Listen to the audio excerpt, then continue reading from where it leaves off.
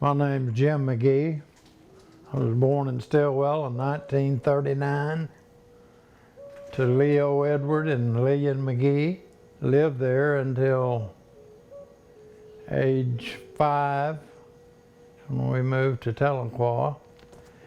Lived there a short time and we moved back to Oak Grove, which is where my grandma's allotted land was. My grandmother did a job in making us aware that we were Cherokee and aware that we lived on Cherokee land. We're out on a 160-acre farm. We had a lot of chores with our animals, but as far as games, we played ball in the yard.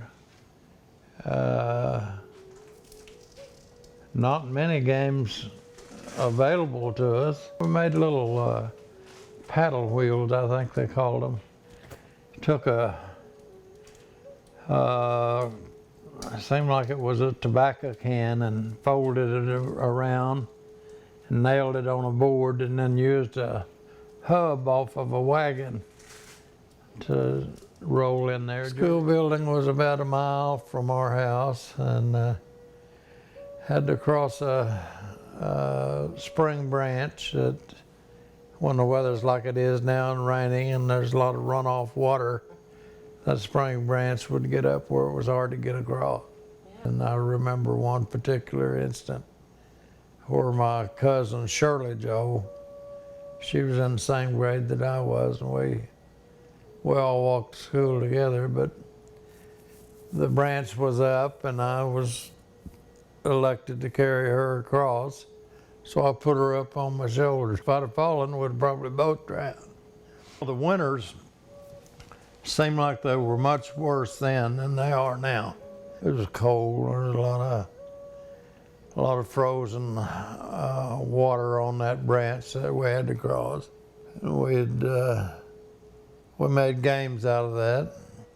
We'd slide on the ice during the winter days. And my older brother was 4 years older than I am, and he got first pick on everything, seemed like to me, but I always resented that and occasionally would fight back. And I remember one time we had gone to Evansville to see my mother and sister and had ridden a horse up there. On the way back, I was not allowed to get on the horse. So I picked up a big rock and hit Cecil upside the head with that rock, knocked him out. And then I rode the horse home, and which I caught it after he got home. Spent a lot of time looking for artifacts, arrowheads and Indian jewelry, whatever. But there were a lot of arrowheads on that creek. I guess that was a prime hunting area. I remember one time I found a real small, what we called a bird arrowhead, just perfectly made. And Cecil, my brother, asked to see it. So I let him see it and then he wouldn't give it back. So we were in a cornfield. And corn stalks, I'm sure you know, when you pull a corn stalk, the roots bring up a big clod of dirt. And I pulled me a corn stalk and hit him upside the head with that. And I was kind of fat and couldn't run that fast, but I lit out to the house running. And he caught me and gave me an awful whipping. Our house sat right on top of a pretty sizable hill, and just below that was where the creek ran through. It was probably close to a mile from our house where the good swimming hole was. But we could swim in other areas, fish. Spent a lot of time on that creek. We fished a lot on that creek. In fact, Saturday was the day that butter and egg day, they called it. They took their eggs to town and their butter and milk and sold them, and the kids all stayed at home, went on the creek fishing. I didn't get excited at all about going to town.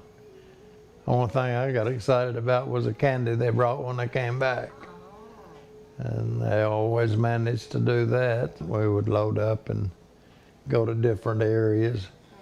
In fact, we went over to Piney a lot, fished over there on Evansville Creek and Barren Fork.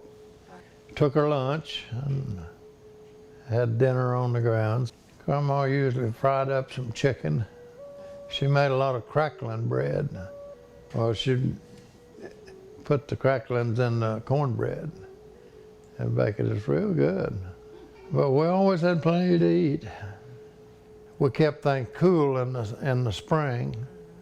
We had a well house or spring house, and we would wrap string around the jar lids and put it down in the water so it would get cool for milk and any product that we wanted to keep cool. Yeah. So it worked out pretty well. We had a board house. It had cracks in the wall, I remember, where in the wintertime you literally freeze to death in parts of that house. It had a dog run. It had a little hallway that went right between the middle of the house where the dog could come in and get out of the weather. And then doors going into the bedroom. So the bedroom had no heat at all. You go to the living room and sit around the fire until you got ready to go to bed. And then you'd get ready to go across that dog run and freeze. Heat was an extra blanket or two or an extra quilt or two.